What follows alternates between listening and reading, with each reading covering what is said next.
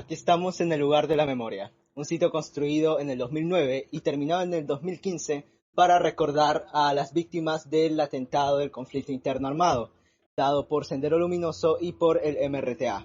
Se abordará aquí la historia de una población tanto de lo que se vivió, de lo que se observa y de lo que se cuenta.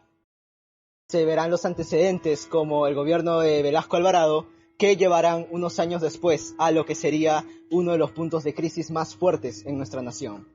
Es por ello que Juliana Pack nos muestra un relato visual en lo que se puede ver todo aquello que se vivió y que nos ayudará y nos servirá para recordar. Vamos.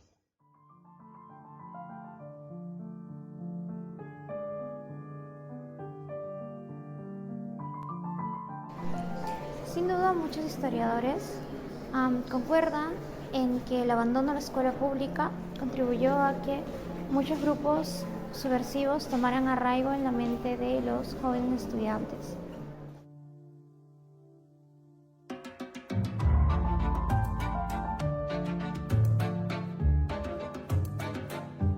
Sendero Luminoso no solo surge en la Universidad de Huamanga, donde Abimael Guzmán dictaba clases, sino que expande este pensamiento en más universitarios, en otras universidades del país. Y bueno, en este caso tenemos dos testimonios, tanto de un profesor como de un alumno de la Universidad de San Marcos. El profesor César Levano, de periodismo, nos cuenta que en una clase que estaba dictando en la universidad, en donde estaba con 124 alumnos, pues un grupo pro sendero entró a su clase y quiso dirigirse a los estudiantes, a lo que el profesor se negó y bueno, contó con el apoyo también de los estudiantes para que estos grupos no se manifiesten en su clase. Bueno, a raíz de esto al profesor lo amenazaron de muerte y también nos cuenta cómo, además de el temor a estos grupos subversivos, también existía un temor a las Fuerzas Armadas porque captaban a los estudiantes.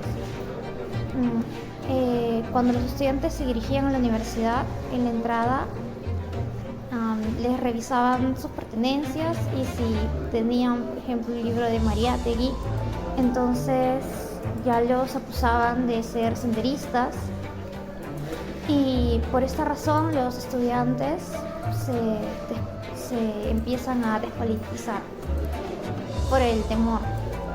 Bueno, un estudiante, Fernando Valdivia, también narra que en la universidad continuamente cortaban la luz o la cerraban, entonces los profesores tenían que adecuarse a eso, daban clases en su casa si estaba cerca de la universidad, o en la casa de algunos alumnos que vivían por ahí.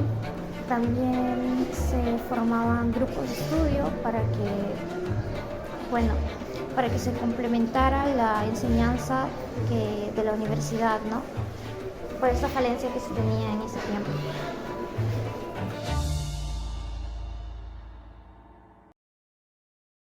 Mis padres eran Manuel Agüero y Silvia Solórzano, y mi madre, Silvia Solórzano, murió en el 92, ejecutada también en Chorrillos, posiblemente por el ejército, ¿no? Es lo mismo que hacían, supongo, en sus trabajos de educación política, lo hacían con nosotros, seguramente con un lenguaje infantil, para que entendiéramos. Nuestra vida cotidiana era, creo, aparte de ser muy normal, nuestra vida no se alteró nunca por las decisiones que ellos tomaron en términos los más gruesos, digamos, ¿no? No dejamos nunca de ir al colegio.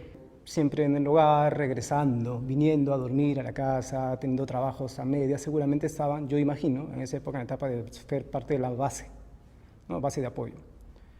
Pero mi padre luego ya no, porque lo meten preso. Entonces, cuando lo meten preso, en realidad te ayuda mucho a la familia porque ya lo veíamos más seguido yendo a la cárcel, ¿no? El traslado a Canto Grande, sabíamos que eso podía implicar un un serio problema, ¿no? Aunque se ha escrito mucho y se ha dicho que eso era como una especie de suicidio colectivo, ¿no? Una expresión de la sinrazón senderista, por lo menos como lo vimos nosotros, no fue así. Fue una apuesta bien costosa y absurda, diría yo, por presionar políticamente, pero nunca esperaron una respuesta tan desproporcionada de parte del Estado, ¿no? Y llegó alguien de Sendero y me dijo, ¿acá es donde trabaja Silvia Solórzano? Le dije, sí. Bueno, ella ha muerto. Yo había estado viviendo todo el tiempo esperando que mi madre llegara a casa y no muriera, y por fin ya había muerto. Entonces era descansar también, por lo menos yo así lo sentí. Al sentir así, lo que inmediatamente fui desarrollando fue una enorme culpa, ¿no? Por sentir alivio porque haya muerto por fin mi madre. Ahora hablaremos de la labor de los militares, el cual no solamente en esta parte del LUM están testimonios de diferentes personas como mujeres, víctimas de los mismos Sinchis, que tanto eran militares como simples civiles como nosotros. También están testimonios de mujeres senderistas, en el cual muchas de ellas fueron no solamente violentadas sexualmente, sino agredidas y torturadas hasta la muerte. Como por ejemplo acá tenemos el testimonio de una niña de solamente 15 años, el cual dice, éramos niñas en ese tiempo, que connota no solamente a las múltiples violaciones que fue víctima por parte de los militares. Sin embargo, no hay que generalizar a todos los militares que fueron parte del conflicto armado interno en el Perú, ya que muchos de ellos trataron de no solo avivar en los niños el patriotismo hacia la nación mediante la bandera, diciendo que es el Perú. También tenemos que pensar en las madres, esposas, hijos y muchas de ellas viudas, ya que no solamente habían perdido a sus seres queridos, sino a sus familiares. Como podemos ver acá, la mayoría de las esposas, mujeres, sus hijos, pertenecen a una asociación de viudas, madres y sobrevivientes de los miembros de las Fuerzas Armadas. Con ello no solamente se dice que son personas como nosotros, teniendo en cuenta que fueron deshumanizados constantemente por diferentes testimonios. Como acá podemos ver la imagen de varios militares en el cual estaban envueltos en el conflicto y muchas veces no se sabía si iban a regresar a casa vivos o sanos. Bueno, yo provengo de la comunidad de Ticlacayán, que pertenece a la provincia de Cerro de Pasco.